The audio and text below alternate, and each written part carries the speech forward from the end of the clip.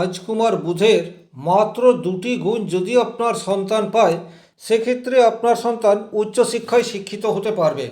কি কি দুটি গুণ? নাম্বার ওয়ান, স্পিকিং পাওয়ার বা বাকপটুতা। নাম্বার টু, কিউরিসিটি বা কৌতূহল। অ্যাকচুয়ালি এই বিষয়গুলি কি, আপনার সন্তান এগুলি কতটা মাত্রায় পাচ্ছে এবং আপনি সহজেই কিভাবে এই বিষয়টি বুঝতে পারবেন, এই ভিডিওটিতে উদাহরণ সহ আলোচনা করব। আপনার শিশুর ভবিষ্যৎ আপনার হাতে রয়েছে, তাই ভিডিওটি কমপ্লিটলি দেখবেন। আপনারা রাশিফলের ভিডিও প্রচুর মাত্রায় দেখেন, কতটা উপকার পান সেটা আপনারাই বলতে পারেন, কিন্তু এটা আমি নিশ্চিতভাবেই বলতে পারি, মাত্র 10 মিনিটের এই ভিডিও আপনার সন্তানের শিক্ষাক্ষেত্রে অনেকটা সুপ্রভাব নিয়ে আসতে পারে, এ বিষয়ে কিন্তু কোনো ডাউট নেই। ভিডিওটিতে একটি লাইক করে দেবেন এবং চ্যানেলে নতুন হয়ে থাকলে চ্যানেলটিকে সাবস্ক্রাইব করে রাখুন, কারণ আমি নিয়মিত এই ধরনের ভিডিও আপলোড করেই থাকি। নমস্কার, বিশুদ্ধ জ্যোতিষ আলোচনায় আমি বিশ্বজিৎ রয়েছি আপনাদের সাথে। আজ আমার আলোচনার বিষয় শিক্ষাক্ষেত্রে বুধ এবং উচ্চশিক্ষা যোগ।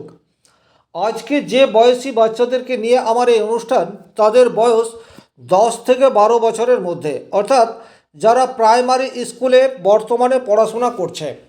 দেখুন, শিক্ষাক্ষেত্রে বুধের অত্যন্ত গুরুত্বপূর্ণ ভূমিকা রয়েছে।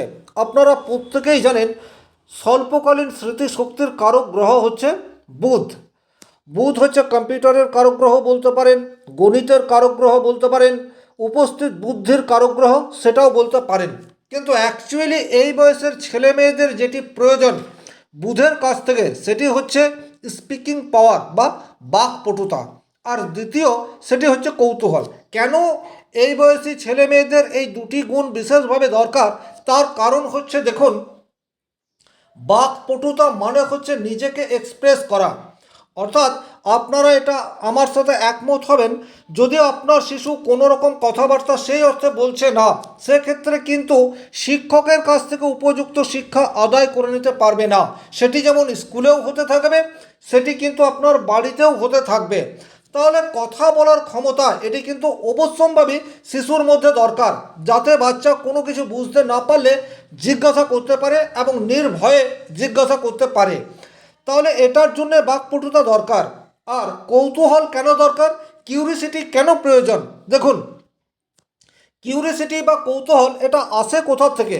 সোর্স অফ কিউরিসিটি হচ্ছে ইন্টারেস্ট, কোনো একটা বিষয়ে প্রবল আগ্রহ, সেটার থেকেই কিন্তু কৌতূহলের জন্ম হয়। আর এই বয়সী বাচ্চারা যত বেশি প্রশ্ন করতে পারবে, এদের মধ্যে জানার আগ্রহ তত বেশি মাত্রায় থাকবে। আর যত জানার আগ্রহ তৈরি হবে, আপনার বাচ্চা কিন্তু ধীরে ধীরে এডুকেশনের প্রতি আগ্রহান্বিত এই বিষয়টিও হতে থাকবে, অর্থাৎ শিক্ষাটিকে ভালোবাসতে থাকবে। তাই বাকপটুতা এবং কৌতূহল এই বয়সী বাচ্চাদের ভীষণ রকম প্রয়োজন। আর এই দুটির কারক হচ্ছে রাজকুমার বুধ। আপনার শিশুর বা সন্তানের রাশি বা লগ্ন যাই হোক না কেন, এটি বুধের সহজাত গুণ। বুধ যদি জন্মকুণ্ডলিতে শুভভাবে অবস্থান করে থাকে, আপনারা আপনার বাচ্চার জন্মকুণ্ডলিতে দেখে নিন, তাহলে কিন্তু বাচ্চার মধ্যে বাকপটুতা এটিও থাকবে, কিউরিসিটি এটিও থাকবে। এখন আপনার বাচ্চার জন্মকুণ্ডলিতে বুধ শক্তিশালী কিনা সেটি বুঝবেন কিভাবে? দেখুন, খুব সহজেই উদাহরণ কুণ্ডলীর সাহায্যে বোঝানোর চেষ্টা করব। আপনারা আপনাদের বাচ্চার জন্মকুণ্ডলিতে প্রয়োগ করে নিন। রাশি বা লগ্ন যা হোক কিছু একটা হবে। যদি আমি ধরে নিই যে আপনার বাচ্চার লগ্ন, কারণ বিষয়টি লগ্ন থেকেই দেখতে হবে, সেটি হচ্ছে সিংহ, তাহলে এটি হয়ে গেল লগ্ন। তাহলে বুধ কোথায় কোথায় শক্তিশালী হবে? বুধ শক্তিশালী হবে যদি নিজের ঘরে থাকে। তাহলে বুধ যদি আপনার মিথুন রাশির ঘরে রয়েছে, কন্যা রাশির ঘরে রয়েছে, সেক্ষেত্রে বুধ শক্তিশালী। বুধ যদি মিত্র গৃহে রয়েছে, অর্থাৎ মিত্র গৃহ বলতে তুলা রাশির ঘরে আছে, বৃষ রাশির ঘরে আছে, সেক্ষেত্রে বুধ শক্তিশালী। এছাড়া বুধ যদি আপনার মকর রাশির ঘরে আছে বা কুম্ভ রাশির ঘরে আছে, সেক্ষেত্রেও বুধ শক্তিশালী রয়েছে। এর বাইরেও যদি বৃহস্পতির রাশিতে অবস্থান করে, অর্থাৎ বুধ যদি আপনার শিশু ধনু রাশিতে অবস্থান করছে বা মীন রাশির ঘরে অবস্থান করছে, সেক্ষেত্রেও বুধ মোটামুটি শক্তিশালী, এটা বলা যেতে পারে। তাহলে আপনার জন্মকুণ্ডলিতে খুলে দেখে নিন রাজকুমার বুধ কোন রাশিতে অবস্থান করে রয়েছে। যে রাশিগুলি এখানে আমি আলোচনা করলাম, এই রাশিগুলিতে বুধ থাকলে বুধ শক্তিশালী, এ বিষয়ে কোনো ডাউট নেই। এবারে দ্বিতীয় যে কন্ডিশন সেটি হচ্ছে, যদি ধরুন আপনার বাচ্চার জন্মকুণ্ডলিতে বুধ শক্তিশালী অবস্থায় না থাকে, সেক্ষেত্রে কি আপনার বাচ্চা বা আপনার সন্তানের উচ্চশিক্ষা হবে না? সেক্ষেত্রেও উচ্চশিক্ষা হবে। তখন আমরা এই বিষয়গুলিকে দেখব। কি কি বিষয় দেখব? দেখুন, সাবজেক্ট যে দুটি রয়েছে, বাকপটুতা এবং কৌতূহল বা কিউরিসিটি, এই দুটি বিষয় দেখা হবে। বাকপটুতা বা বাক্য এটি দেখা হয় লগ্নের দ্বিতীয় ভাব থেকে। তাহলে আপনার সন্তানের লগ্ন যা হোক কিছু একটা হতে পারে। উদাহরণস্বরূপ যদি আমি ধরেই নিই যে আপনার শিশুর লগ্ন হচ্ছে ধনু, সেক্ষেত্রে মকর রাশি হচ্ছে বাচ্চার বাকপটুতা বা স্পিকিং পাওয়ারের ঘর। তাহলে এই ঘরটি যদি শক্তিশালী অবস্থায় থাকে, তাহলে এই ঘরটি অর্থাৎ মকর রাশিটি কিভাবে শক্তিশালী হতে পারে? মকর রাশির অধিপতি গ্রহ শনিদেব, সে এই ঘরটিতে অবস্থান করে রয়েছে। 1 নম্বর কন্ডিশন। 2 নম্বর কন্ডিশন কি হচ্ছে? শনিদেব যদি এই ঘরটিকে দেখছে, কারণ নিজের ঘরকে যখন কোনো গ্রহ দেখবে তখন সেই ঘরটির বলবত্তা বৃদ্ধি করবে, এটি শাস্ত্রে উল্লেখ রয়েছে। তাহলে আপনারা প্রত্যেকেই জানেন শনিদেবের 3টি দৃষ্টি রয়েছে। কি কি 3টি দৃষ্টি রয়েছে?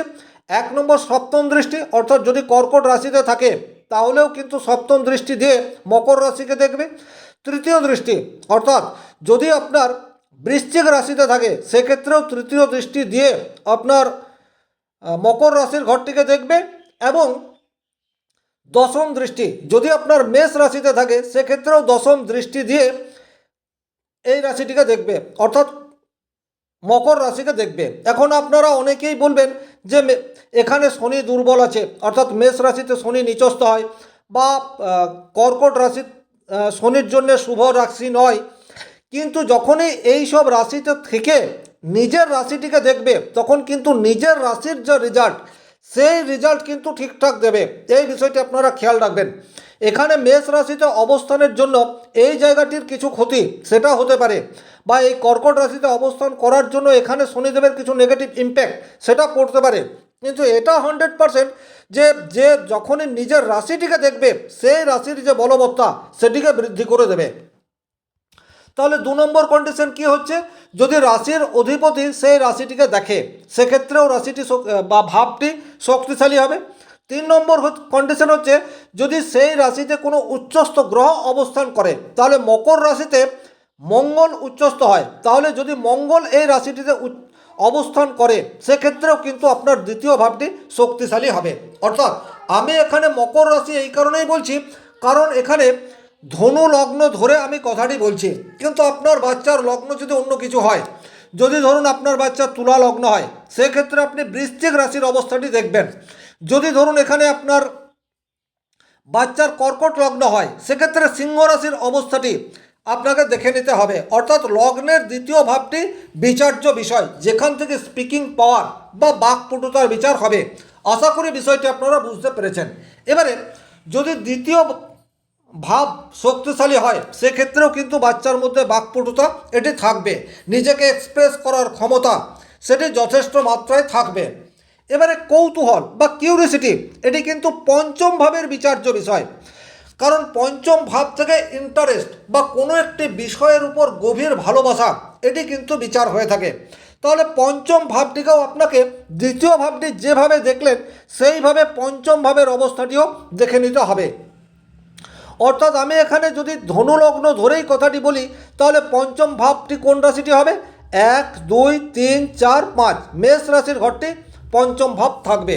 তাহলে পঞ্চম ভাবে যদি মঙ্গল অবস্থান করে বা মঙ্গলের দৃষ্টি থাকে, বা পঞ্চম ভাবে যদি পঞ্চম ভাবকারক গ্রহ বা পঞ্চম ভাবে উচ্চস্থ গ্রহ রবি অবস্থান করে, সেক্ষেত্রে কিন্তু এই ভাবটি শক্তিশালী হবে। সুতরাং যদি জন্মকুণ্ডলিতে বুধ আপনার শক্তিশালী না থাকে তাহলে কিন্তু আপনি এই যে দ্বিতীয় সূত্র ভাব বা ভাবকারক গ্রহ এই বিষয়গুলিকে প্রায়োরিটি দেবেন। তাহলে দ্বিতীয় কন্ডিশন আপনারা কখন দেখবেন? যখন দেখবেন জন্মকুণ্ডলিতে বুধ আপনার দুর্বল অবস্থাতে রয়েছে। আর বুধ যদি শক্তিশালী থাকে সেক্ষেত্রে আপনার বাচ্চার মধ্যে অটোমেটিক স্পিকিং পাওয়ার এবং কিউরিসিটি এটি কৌতূহল হয়ে থাকবে। আশা করি বিষয়টি আপনারা পরিষ্কার বুঝতে পারছেন। যদি বুঝতে না পেরে থাকেন সেক্ষেত্রে কমেন্ট বক্সে লিখে জানাবেন। আর ভিডিওটি ভালো লাগলে অবশ্যই লাইক করে দেবেন, চ্যানেলটিতে নতুন হয়ে থাকলে সাবস্ক্রাইব করে পাশে থাকবেন। পরের ভিডিওতে আলোচনা করব শিক্ষাক্ষেত্রে শুক্রের ভূমিকা। আজকের ভিডিও এই পর্যন্তই। নমস্কার, ভালো থাকুন।